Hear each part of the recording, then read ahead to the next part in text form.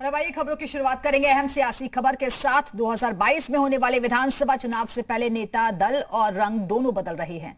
राजधानी लखनऊ में आज समाजवादी पार्टी के मुख्यालय में माफिया डॉन और बहुजन समाज पार्टी के विधायक मुख्तार अंसारी के बड़े भाई सिगबतुल्ला अंसारी ने अपने बेटे मुन्नू अंसारी के साथ पार्टी की सदस्यता ले ली है। और यही नहीं, अंबिका चौधरी ने भी बेटे के साथ घर वापसी की है। मुलायम सिंह यादव सरकार में कैबिनेट मंत्री रहे अंबिका चौधरी लोकसभा चुनाव के दौरान बहुजन समाज पार्टी में शामिल हो गए थे और अब वो फिर समाजवादी पार्टी में शामिल हो गए हैं। समाजवादी पार्टी के संस्थापक सदस्य रहे अंबिका चौधरी की करीब 5 साल बाद पार्टी में वापसी हुई है। अंबिका चौधरी मुलायम और अखिलेश सरकार में मंत्री रह चुके हैं और इसके अलावा फेफना विधानसभा सीट से 4 बार विधायक रह चुके हैं। वहीं सिगबतुल्ला अंसारी गाजीपुर की मोहम्मदाबाद सीट से विधायक रह चुके हैं। 2017 के विधानसभा चुनाव में भाजपा की अलका राय से उन्हें हार का सामना करना पड़ रहा था। और ये तस्वीरें आपको दिखा रहे हैं, अखिलेश यादव ने उन्हें पार्टी की सदस्यता दिलाई है। अंबिका चौधरी की घर वापसी हुई है और इसके साथ ही सिगबतुल्ला अंसारी ने भी पार्टी की सदस्यता ले ली है। उनके बेटे ने भी पार्टी को ज्वाइन किया। और ये तस्वीरें कुछ देर पहले की हैं जब मीडिया से भी बातचीत की अखिलेश यादव ने और बीजेपी पर जमकर निशाना साधा। उन्होंने कहा कि उनके आने से अब पार्टी को मजबूती मिलेगी। आप लोग एक साथ आ रहे हैं, एक साथ रह करके पार्टी के कार्यक्रमों को, सिद्धांतों को मजबूत करने की जो प्रयास होगा उसमें हम लोग सफल होंगे और आने वाले समय में समाजवादी पार्टी की बहुमत की सरकार बने उस दिशा में हम सब लोग मिलकर के काम करेंगे। खेतों में काम करने वाला गरीब और गरीबतर होता चला गया किसान हो, और खास तौर से पिछले इन 5 वर्षों में उत्तर प्रदेश में जो स्थिति है उसमें अपने को जहां वो पाता है, समाज का कोई तबका आज की तारीख में सिर्फ एक उम्मीद मन में पाले हुए है कि अब बहुत दूर नहीं है, 4-6 महीने बाद फिर हमारी तकदीर बदलेगी और समाजवादी पार्टी की सरकार। तो आपको बता दें कि आज दोनों ही नेताओं ने पार्टी की सदस्यता ले ली है और अब एक बड़े सियासी समीकरण के तौर पर भी इसे साधने की कोशिश के तौर पर देखा जा रहा है। और दूसरी तरफ बीएसपी में थे अंबिका चौधरी, जो कि अब उनकी घर वापसी हुई है। बड़े नेता के तौर पर वो जाने जाते हैं, बलिया के साथ साथ उसके आसपास के जो इलाके हैं उनमें खासा प्रभाव भी रखते हैं। लेकिन सबसे चौंकाने वाला नाम जो है सिगबतुल्ला अंसारी का बताया जा रहा है, क्योंकि इससे पहले आपको याद होगा कि जब यूपी में चुनाव हुए थे उस दौरान कौमी एकता दल का विलय भी हुआ था, लेकिन शिवपाल यादव ने जिस तरीके से कहा था कि विलय होना चाहिए, उसके बाद कड़ा ऐतराज जाहिर किया गया था और इस विलय को रद्द भी कर दिया गया था। लेकिन एकाएक जिस तरीके से पार्टी की सदस्यता सिगबतुल्ला अंसारी ने ली है, उसके बाद कई तरीके के सवाल खड़े हो रहे हैं अखिलेश यादव की सोच को लेकर भी।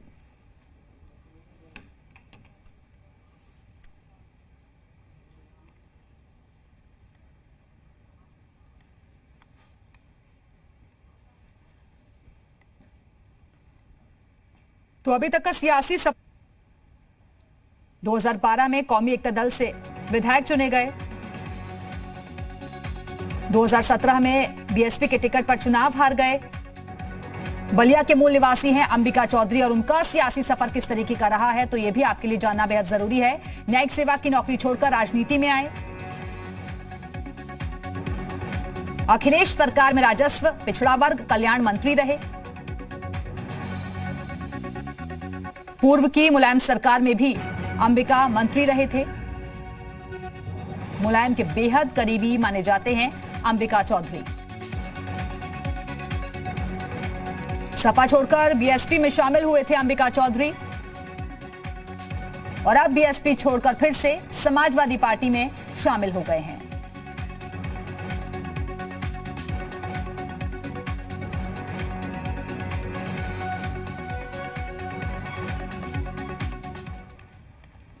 और इसी मुद्दे पर चर्चा करने के लिए इस वक्त खास मेहमान भी हमारे साथ जुड़ गए हैं। उनका तारुफ आपसे करवा देते हैं। विवेक साइलस जी, समाजवादी पार्टी के प्रवक्ता, हमारे साथ जुड़ गए हैं और इसके साथ ही साथ सचिन रावत जी हमारे साथ जुड़ गए हैं, जो कि कांग्रेस के प्रवक्ता हैं। रुद्र प्रताप दुबे जी हमारे साथ जुड़ गए हैं, राजनीतिक विश्लेषक के तौर पर। बहुत बहुत स्वागत है आप सभी का। लेकिन मेरा पहला सवाल जो है विवेक साइलस जी आपसे ही है, क्योंकि जिस तरीके से आज ये बड़े दो नेताओं की ज्वाइनिंग हुई है समाजवादी पार्टी में, इसको लेकर बीजेपी भी तमाम सवाल खड़े कर रही है और आम जनता के मन में भी कई तरीके के सवाल उठ रहे होंगे कि आखिरकार जब जो फैसले लिए गए थे पूर्व में उनको लेकर कड़ा एतराज जाहिर किया गया था अखिलेश यादव की तरफ से, तो आखिरकार ऐसी क्या मजबूरी हो गई कि ज्वाइनिंग करवानी पड़ी इनकी पार्टी में? देखिए, जहां तक अंबिका जी की बात है, अंबिका चौधरी साहब जो हैं हमारे सीनियर लीडर रह चुके हैं, पूर्वांचल के बड़े कद्दावर नेता रह चुके हैं, 4 बार समाजवादी पार्टी से विधायक रह चुके हैं, कैबिनेट मंत्री रह चुके हैं। हाँ, 2017 में जो भी नाराजगी रही हो, जो भी हो, वो बाहर चले गए थे, हमारे साथ नहीं थे। लेकिन आज हमको लगता है कहीं ना कहीं ये जो लीडर्स हैं वो कहीं ना कहीं अखिलेश जी को का भविष्य बेहतर देख रहे हैं, समाजवादी पार्टी की नीतियों से प्रभावित हैं। तो अगर वो वापस आ गए हैं तो हम उनका स्वागत करते हैं और पर्सनली मुझे बहुत खुशी है कि अंबिका जी हमारे पार्टी में है। लेकिन मैं जानता हूं आपका मेन सवाल क्या होगा। आपका मेन सवाल होगा मुख्तार अंसारी के बड़े वाले भाई जो हैं तिब्बतुल्लाह अंसारी के ऊपर। देखिए, समाजवादी पार्टी कभी भी इस टाइप के डॉन माफियाज का समर्थन नहीं करती है। आप 2012 याद करिए, 2012 में चाहे वो डीपी यादव रहे हैं, उसके बाद चाहे ब्रिजेश कह रहा हूँ, ये विजय मिश्रा रहे हो भदोही वाले, या आपके मुख्तार अंसारी साहब खुद रहे हो, या अतीक अहमद रहा हो, कोई भी रहे हो, तो इनके ऐसे लोगों का टिकट काटना हम लोगों ने काटा क्योंकि हम ऐसे लोगों को पसंद नहीं करते। लेकिन अब इनके बड़े भाई हैं, उनका छोटा भाई डॉन है, माफिया है, जो भी है उसका फैसला कोर्ट में चल रहा होगा, वो तो कोर्ट लेगी। लेकिन अगर छोटा भाई माफिया है और उसके ऊपर आप कह दें कि नहीं वो बड़े भाई को क्यों ले लिया, तो ये कहीं ना कहीं मुझे लगता है कि ठीक नहीं है। अगर आप देखिए तो बाबू सिंह कुशवाहा जो थे, जिसको सबसे बड़ा भ्रष्ट। नहीं सर, एक बात बताइए ना विवेक जी, आप कह रहे हैं कि माफिया गुंडे रहे हो, लेकिन परिवार अलग अलग है क्या? फिर सिकबतुल्लाह जो है अलग परिवार से आते हैं क्या? मैम, मेरा अगर छोटा भाई डॉन है तो इसका मतलब नहीं है कि मैं भी डॉन बन जाऊं या मैं भी डॉन हूं। इसका ये मतलब नहीं है, किसी के परिवार में भी हो सकता है। अगर आपके यहाँ ही कोई छोटा बड़ा भाई हो जाए तो आप एंकर हैं तो आप एंकर ही रहेंगी ना, आप थोड़ा ना हो जाएंगी। मैं भारतीय जनता पार्टी में थोड़ा सा प्रकाश डाल दूं। देखिए, बाबू सिंह कुशवाहा जो थे वो बसपा में थे, उनको महाभ्रष्ट भारतीय जनता पार्टी बताती थी कि ऐसा भ्रष्टाचार तो उत्तर प्रदेश में किसी ने नहीं किया, लेकिन उसको ले लिया। और रीता बहुगुणा जोशी जी जो एक माननीय नेता है, भारतीय जनता पार्टी की सांसद है, उनका घर जला दिया था जितेंद्र सिंह बबलू ने, उसको भारतीय जनता पार्टी ने ले लिया। उत्तर प्रदेश छोड़ दीजिए, हेमंत बिस्वा शर्मा की बात कर लीजिए, बहुत बड़े उनके ऊपर सीबीआई का वो चल रहा था और चिट फंड घोटाले के वो मास्टरमाइंड बताए जा रहे थे, आज वो आसाम के मुख्यमंत्री हैं। मुकुल रॉय, किसी को देख लीजिए, ये सब इनके ऊपर अरबों खरबों रुपए का भारतीय जनता पार्टी ने आरोप लगाया कि ये सब, इनसे बड़ा तो भ्रष्टाचारी पूरे हिंदुस्तान में कोई नहीं हुआ, उनको भी ले लिया, भले वो टीएमसी में वापस चले गए। तो देखिए, इस तरह की बातें करना भारतीय जनता पार्टी को शोभा नहीं देती, क्योंकि ये वो पार्टी है जिसके 312 विधायक में 83 विधायक ऐसे हैं जो कि हत्या या बलात्कार के आरोपी हैं। अगर केंद्रीय सरकार को देख लीजिए तो 78 केंद्रीय मंत्री में से 38 ऐसे हैं जिनके ऊपर कोई ना कोई क्रिमिनल चार्जेस लगे हुए हैं। तो दूसरों के ऊपर पत्थर फेंकने से पहले भारतीय जनता पार्टी को स्वयं अपने अंदर देख लेना चाहिए। और जब मुख्यमंत्री हमारे योगी आदित्यनाथ जी या फिर वो डिप्टी सीएम केशव मौर्य जी अपने खुद के केस, चंदा चोरी के केस वापस ले रहे हैं, तो आप दूसरों पे सर अच्छाई तो ये होती ना कि जब आप लोग नहीं लेते ऐसे नेताओं को, आप उन पे क्या आरोप लगा रहे हैं? अगर आप लोग नहीं लेते तब होती ना बात। अगर उन्होंने ऐसा किया तो आप भी करेंगे। चलिए लौटूंगी मैं आपके पास, रुद्र प्रताप जी मैं आपके पास आना चाहूंगी। क्या सिर्फ और सिर्फ ये वोट बैंक के लिए हो रहा है सब कुछ? वोट बैंक की राजनीति है कि एक दल को खुश करने के लिए दूसरे दल को खुश करने के लिए कहीं नाखुश ना हो जाए? यहाँ पे गौरतलब बात, इंटरेस्टिंग फैक्ट और ये भी है कि इतने वक्त जिस वोट बैंक के लिए अखिलेश जी कर रहे हैं वो मोटे तौर पे अखिलेश जी के साथ ही है। जो सर्वे हो रहे हैं, जो सेफोलॉजिस्ट बात कर रहे हैं, वो यही कह रहे हैं कि ये वोट बैंक कहीं और नहीं जा रहा। मुझे लगता है इसके लिए जो इंटरेस्टिंग फैक्ट सामने आ रहे हैं वो ये है कि अंसारी भाइयों की बात चल रही थी असदुद्दीन ओवैसी के साथ। ये साथ आके आपको कितना फायदा कर देंगे ये तो भविष्य बताएगा, लेकिन अगर ये दूर रहते तो ये एक बात जाती। जिस हिसाब से आजम खान साहब अस्पताल में है, जेल में है, उनके लिए असदुद्दीन ओवैसी ट्वीट कर रहे हैं, कांग्रेस से इमरान ताकड़ी ट्वीट कर रहे हैं, तो अखिलेश जी को ये लगा होगा कि हो सकता है कि इनके असदुद्दीन ओवैसी के साथ जाने के बाद एक बड़ा वर्ग उनसे टूट सकता है। तो शायद मुझे लगता है इस राजनीति को ध्यान में रखे आए। दिवाजी, एक जरूरी चीज और भी है कि अंबिका चौधरी आज आए हैं, इसके पहले नारद राय साहब आए हुए थे। ये दोनों लोग नेताजी के भी करीबी हैं और शिवपाल यादव के भी करीबी हैं। और कल शिवपाल यादव ने लखनऊ के एक कॉन्क्लेव में कहा कि सपा से विलय के भी रास्ते खुले हैं, समझौते के भी रास्ते खुले हैं। तो इसको इस भूमिका में भी देखना पड़ेगा। ये जो अंसारी बंधुओं की कौमी एकता दल था, उसको समाजवादी पार्टी में विलय के बाद ही अखिलेश यादव और शिवपाल यादव की जो लड़ाई थी वो सतह पे आई थी। ये तीनों लोग आ गए, नाग राय आ गए, अंबिका चौधरी जी आ गए, आज सिबगतुल्ला अंसारी साहब आ गए। तो आप इस भूमिका को आप अच्छे से समझ पाएंगे कि हो सकता है अगला नंबर अब शिवपाल यादव जी का भी। जी बिल्कुल लौटूंगी मैं आपके पास। अशोक जी भी हमारे साथ जुड़ गए हैं। अशोक जी क्या कहेंगे? वो कह रहे हैं कि पहले आप अपने घर में तो देखिए ना, आप भी तो यही चीज करते हैं, हमने कर दिया तो आपको ऐतराज हो गया। देखिए आपको बता दें कि अभी वो बबलू को ज्वाइन हुए थे, जानकारी नहीं थी, जानकारी होते हुए हम लोगों ने हटा दिया। और मुख्तार अंसारी अशोक जी मैं लौटूंगी आपके पास। विवेक जी भी हमारे साथ जुड़े हुए हैं क्योंकि समाजवादी पार्टी से और आज ही पार्टी ज्वाइन की है अंबिका चौधरी ने और सिबगतुल्ला ने, तो उनसे जानना बहुत ज्यादा जरूरी हो जाता है। विवेक जी आप क्या शिवपाल यादव आएंगे या नहीं आएंगे? जी हमको तो लगता है कि शिवपाल जी को आ जाना चाहिए और उनको आना भी चाहिए। नहीं आ जाना चाहिए, पहल तो आप लोग करेंगे ना। वो तो कह रहे हैं सम्मान दीजिए हम आ जाएंगे। सम्मान तो समाजवादी पार्टी हमेशा उनको देती है। या हम लोग सब भी जब भी मुलाकात होती है, सामने पढ़ते हैं तो चरण स्पर्श के सिवा कोई बात नहीं करते, चाचा कह के बात संबोधित करते हैं। लेकिन जहां तक दोनों पार्टियों का सवाल है, समाजवादी पार्टी अलग है और आज शिवपाल जी की अपनी चाचा की पार्टी अलग हो गई है, लेकिन इसका ये मतलब नहीं कि हमारे दिल अलग हो गए। हमको तो पूरी उम्मीद है कि आने वाला 2022 का चुनाव शिवपाल जी समाजवादी पार्टी के साथ मिलकर लड़ेंगे और सरकार भी बनाएंगे और बड़े मंत्री पद पे भी रहेंगे। नहीं लेकिन ये जो सारी चीजें हुई हैं, ये जो सारी कवायद हुई है, ये इसलिए तो नहीं हुआ कम कि शिवपाल यादव आ जाएं। हालांकि वो मुलाकात तो और दलों से भी कर रहे हैं सर, आपने देखा होगा चंद्रशेखर रावण से भी उनकी मुलाकात हुई है। जी बिल्कुल। ये देखिए वो मैं इस टीवी पे बैठ के इस बात की खुलासा नहीं कर सकता है कहाँ क्या हो रहा है, क्या चल रहा है। मैंने आपको एक बता दिया और हमारे दर्शक समझने वाले समझ गए होंगे। मैंने बता दिया स्पष्ट करके कि 2022 का साथ शिवपाल जी समाजवादी के साथ पार्टी के साथ मिलकर लड़ेंगे और समाजवादी मंत्रिमंडल में एक बड़े मंत्री पद को भी वो हेड करें। बिल्कुल। अशोक पांडे जी मैंने बीच में आपको टोका था, अपनी बात पूरी कीजिए। देखिए आपको बता दें कि इनके लिए मुख्तार अंसारी जी महान गांधीवादी विचारक हैं, अतीक अहमद लोहिया हैं। ये वही पार्टी है ना जिसके बारे में होता था जिस गाड़ी में सपा का झंडा समझ लो उसमें बैठा गुंडा, आज पुनः उसको पुनरावृत्ति ये लोग कर रहे हैं। गायत्री प्रजापति गायत्री मंत्र का जाप मुलायम सिंह जी लगातार करते रहे, अपने बेटे को उन्होंने छोड़ना मुनासिब समझा लेकिन गायत्री प्रजापति को नहीं छोड़ा। अभी कल्याण सिंह जी का निधन हुआ, शोकांजलि में नहीं गए लेकिन जेल में मिलने के लिए गायत्री प्रजापति जैसे बलात्कारी से स्वयं नेताजी चले गए। सिबगतुल्ला साहब इनके लिए महान गांधीवादी विचारक हैं। अशोक जी सवाल से भटक गए आप। सर मेरा सवाल तो यही था ना, दूसरों पर आरोप तब लगाइए ना जब आप लोग क्लीन हो। ये लोग दाऊद इब्राहिम को भी ज्वाइन करा लेंगे कल और बता देंगे कि पाप से घृणा करो पापी से नहीं। ये लोग तुष्टीकरण की राजनीति करने में ये लोग गए नहीं। उनके यहाँ कल्याण सिंह जी के शोकांजलि में लेकिन शिवपाल यादव और इन लोगों को मिलने का समय है। गायत्री प्रजापति से जेल में जाके ये लोग अपराध का राजनीतिकरण कर रहे हैं।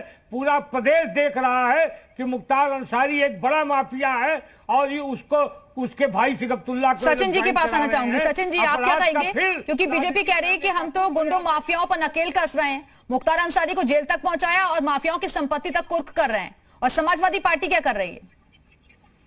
देखिए दिव्या जी, मैंने पूरी चर्चा सुनी और सभी लोगों का मैंने पक्ष भी जाना, लेकिन आज तो जब चुनाव नजदीक आता है तब कुछ नेता अपने स्वार्थ के लिए इस दल से दूसरे दल में दल बदल करते हैं।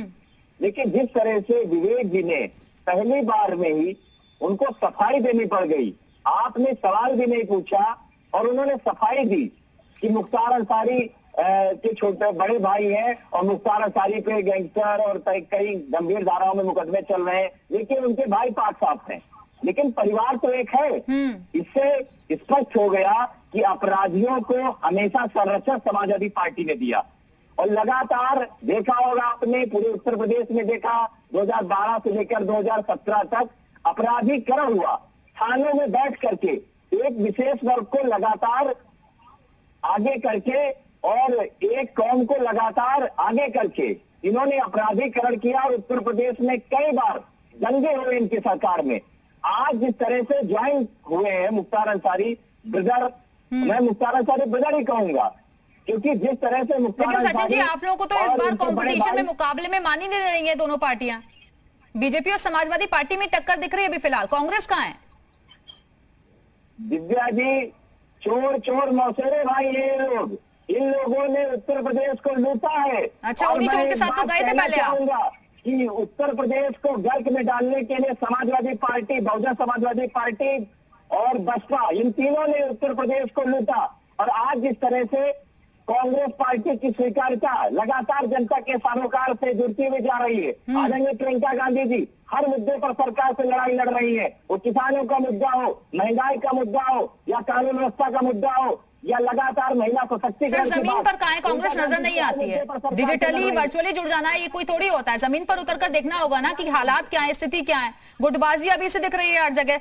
लौटेंगे आपके पास। विवेक जी, जो सवाल अशोक जी उठा रहे थे उसका जवाब दीजिए। और क्लीन इमेज की चिंता क्या अब अखिलेश यादव को नहीं है? वो सब दिखावा था जो पहले चल रहा था, यानी कि देखिए, हमारे भारतीय जनता पार्टी के आदरणीय प्रवक्ता जी ने दाऊद इब्राहिम का भी नाम लिया। तो पाकिस्तान से बहुत पुरानी मोहब्बत है भारतीय जनता पार्टी के लोगों को। जब महबूबा मुफ्ती के साथ वलीउल्लाह का मुकदमा, अरे यार शांत हो जाओ, वलीउल्लाह का मुकदमा वापस ले लिया अखिलेश यादव ने। बोल लिया ना, जो आतंकी था, बम विस्फोट कांड का सीरियल विस्फोट कांड का आतंकी था, उस पर से अखिलेश जी वापस लेते हैं। इनका हाथ रुक जाइए अशोक जी, विवेक जी को बोलने दीजिए, बोलने दीजिए सर एक एक करके। मैं आप ही के सवाल का जवाब दे रही हूं उनसे। विवेक जी बोलिए। मैडम, मैं तो बस 3-4 बातें कहूंगा जो कि पूरा देश जानता, बस याद दिलाना चाहता हूं कि जब महबूबा मुफ्ती के साथ सरकार बनानी थी तो 14,000 पत्थरबाज जो कि आर्मी के ऊपर पत्थर चलाते थे हमारे जवानों पे, वो मासूम हो गए थे, उनके मुकदमे वापस हो गए थे।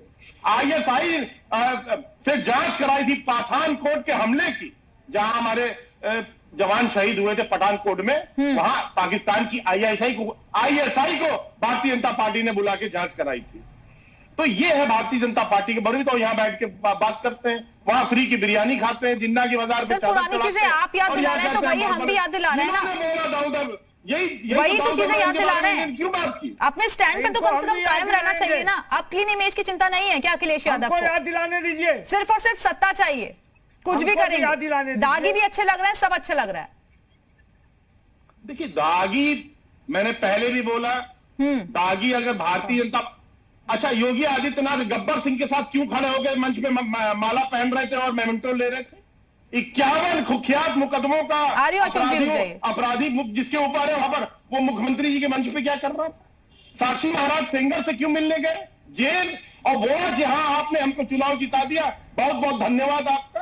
साक्षी महाराज को धन्यवाद देने चले गए तो उस बलात्कारी का, जो भारतीय जनता पार्टी का विधायक था, और वो भी कैसे जेल गया जब तक हाई कोर्ट ने फटकार नहीं लगाई, चार्जशीट तक दाखिल नहीं कर पाई थी भारतीय जनता पार्टी सेंगर के खिलाफ। और यहां बैठ के बातें करते रहते हैं, दूसरों पर इल्जाम लगाते रहते हैं। खुद का घर कितना गंदा है। 83 विधायक और मंत्री भारतीय जनता पार्टी में ऐसे हैं जिन पे हत्या या बलात्कार का आरोप है। उप मुख्यमंत्री केशव मौर्य चंदा चोरी में अपना केस वापस लेंगे।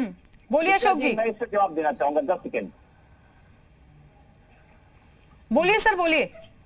अरे कांग्रेस से क्या पूछना, 32 साल हो गए अभी वही लगी हुई है। राजनीतिकरण जो होता जा रहा है, इस वजह से राजनीति का स्तर धीरे धीरे गिरता जा रहा है। जनता को अपने नेताओं पर विश्वास नहीं रहा। जो राजनीति करने अपराधी आ रहे हैं, वो कैसे उनकी आवाज उठाएंगे? जिस तरह से उत्तर प्रदेश और बिहार के प्रारूप में मैं बोल सकता हूँ। अशोक जी 10 सेकंड में अपना जवाब। होते हैं वो राजनीति में शामिल होते हैं, उसके बाद वो चुनाव लड़ते हैं। उन्हीं लोगों को Samajwadi party, Bharatiya Janata party, Bahujan Samajwadi party मंत्री बनाती है। तो कैसे जनता का विकास हो पाएगा? कैसे लोग विश्वास कर पाएंगे?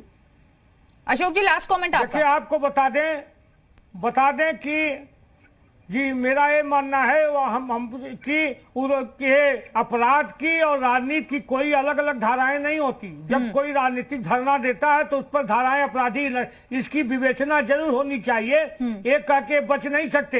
ये उसी पार्टी के हैं ना, जब बलात्कार की सजा हम फांसी दे रहे थे तो इनके नेताजी कह रहे थे जहां एक नौजवानों से गलतियां हो जाए। सर अच्छाई तो ये होगी ना कि जब आने वाले वक्त में हम ऐसा ही आप लोगों की पार्टी में ना देखें। फिलहाल बहुत बहुत शुक्रिया आप सभी मेहमानों का हमारे साथ चर्चा में शामिल होने के लिए। तो पूर्वांचल में अब नए समीकरण बनते हुए नजर आ रहे हैं, लेकिन अब देखना होगा कि समाजवादी पार्टी में जिस तरीके से नेताओं की एंट्री हुई है उसके बाद अन्य दल किस तरीके से इसे साधने की कोशिश करते हैं। इसी के